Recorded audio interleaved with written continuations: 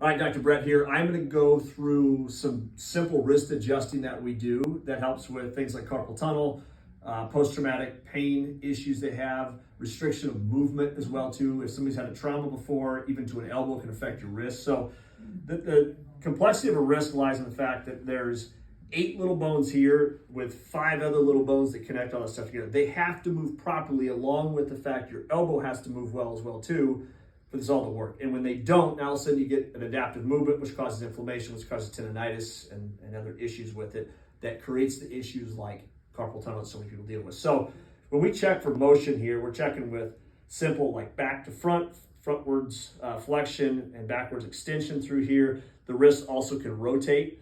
Any of these times these things start to lose the movement, now you suddenly create that inflammatory process. So when we check it, we find that restriction. So a little bit of that extension here we can't get to. So we're going to put a little bit of traction on it. So we're going to pull it out and a little bit of pressure here and then simply work through those. And then same thing on the thumb here. We pull straight through that. And we'll also check the elbow because when that elbow doesn't rotate, the radius doesn't rotate, it affects the wrist. So we'll get a little bit of movement in there as well too.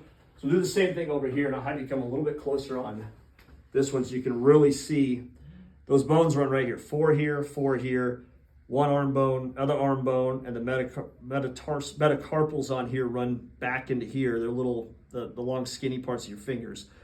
So again, we're basically on those carpal bones on there. So we're going to traction that out a little bit of easy movement right there.